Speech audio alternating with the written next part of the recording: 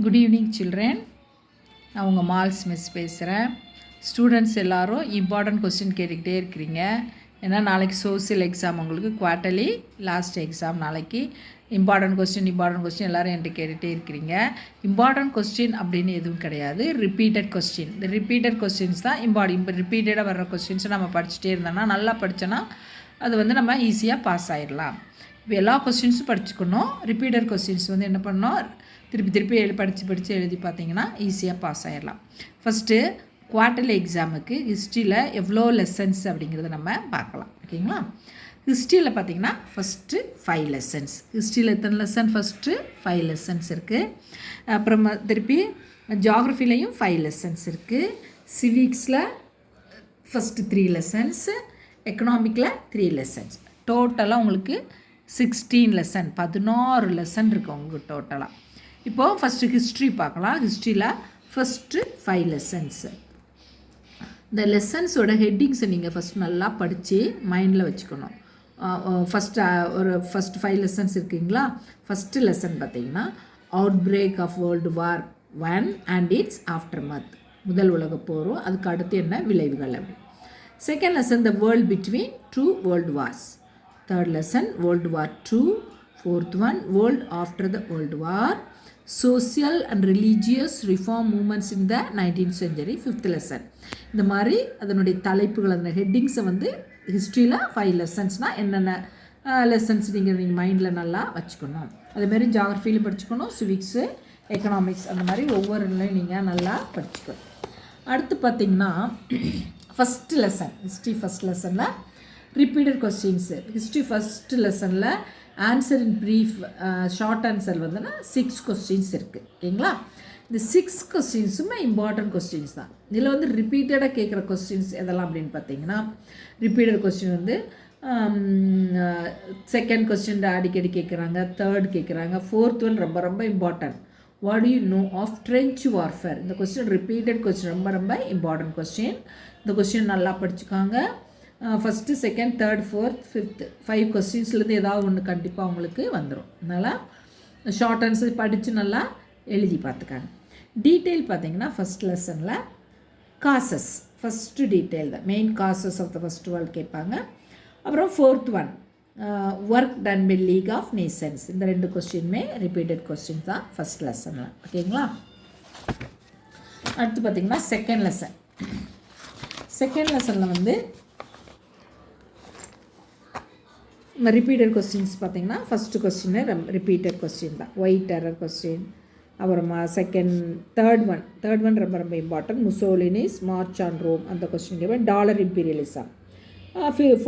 Sixth question dollar imperialism. இதெல்லாம் ரொம்ப repeated questions, நல்லா படிச்சுக்காங்க. ஓகேங்களா? Detail first one. ஓகேங்களா? ஹிட்லர் இருந்துச்சு ஃபஸ்ட்டு கொஸ்டின், ரொம்ப ரிப்பீட்டட் கொஸ்டின்ஸாக வரும், நல்லா படிச்சுக்காங்க. அடுத்து பார்த்திங்கன்னா தேர்ட் லெசன் பார்க்கலாம். ஃபஸ்ட் 2 லெசன்ஸ் முடிச்சிச்சு, அப்புறமா தேர்ட் லெசன்.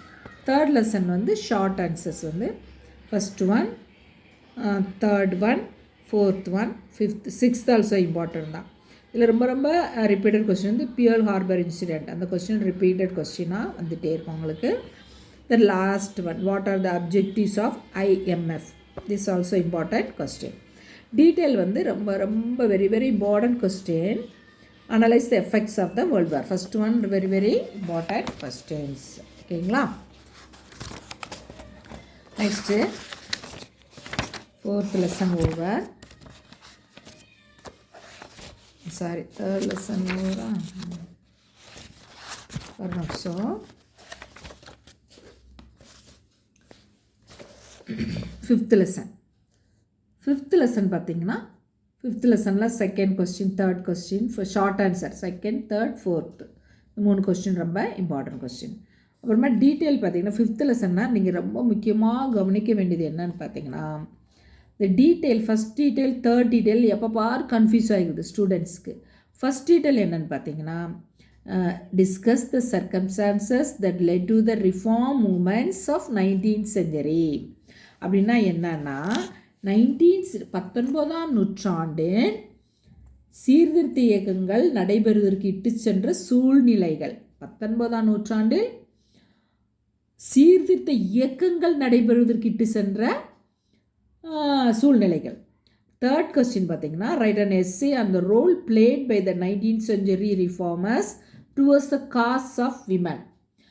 பெண்களின் மேம்பாட்டிற்கு 19ஆம் நூற்றாண்டு சீர்திருத்தவாதிகள் ஆற்றிய பணிகள். பெண்களின் ரெண்டு கொஸ்டினுமே ஸ்டூடெண்ட்ஸ் ரொம்ப கன்ஃபியூஸ் பண்ணிடுறீங்க. விமன் வந்துக்குன்னா அதாவது என்னென்னா சீர்திருத்தவாதிகள் பெண்களின் மேம்பாட்டிற்கு என்ன செஞ்சாங்க தான் third question.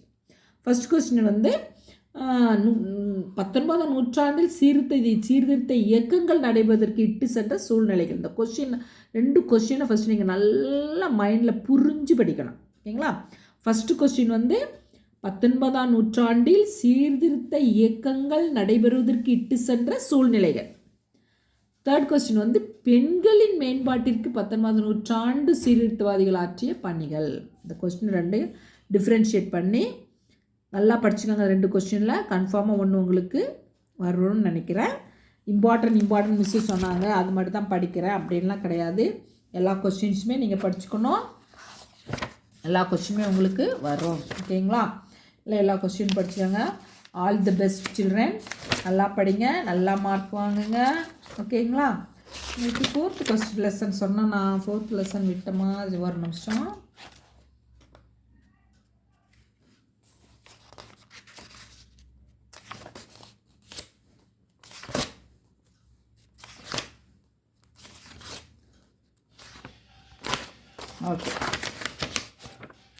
Okay thank you children.